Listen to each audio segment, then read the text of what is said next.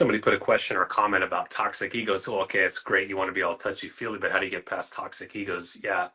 Um, I'm not going to sit here and pretend that everyone at the department I worked was super jazzed about everything we were doing. So you've seen like hoods come off and then you got to react to whatever's going on. And we've got these two, in a mat room, we've got two hoods on pulleys and they come off and the officers react and it's going great. And there's some BJJ stuff, and then the hood goes back on, and there's another BJJ thing, the hood goes back on, and then the BJJ guy touches you, and you're like, oh crap, he's gonna attack me. The hood comes off, and it's me going, hey man, what are the gram factors?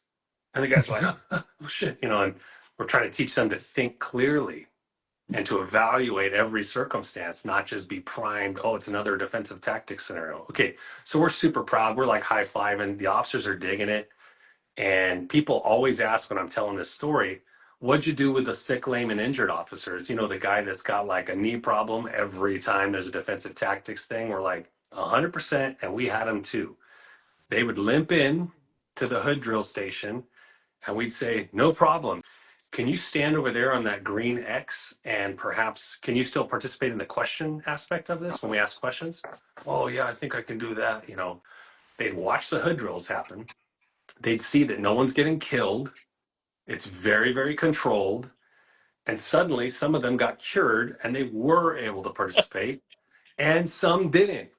And those are the 2%, 5%, 10%, I don't know what percentage, but we're not going to stop the train and benefit all the people that are starting to get benefit from this and slow it down and go to the lowest common denominator for these two dudes or these five people.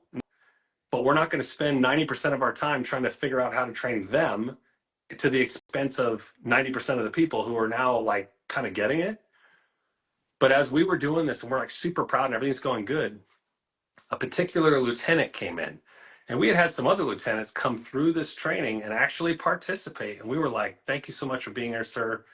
The young cats seeing you rolling around on the ground and shooting and doing all this stuff. I mean, that just gave us a lot of buy-in. And so we appreciate it. But one lieutenant, he just stood back and watched us doing all this stuff, kind of judgy. And then we broke for lunch, and the boys and girls were out eating lunch outside in the parking lot. And that lieutenant apparently walked up to the officers out there and said, "This is so unrealistic. When are you ever going to lay down on duty?" That was what he did, because his ego was threatened. Because he's an older guy, he's losing relevance, and this isn't the way he used to do it.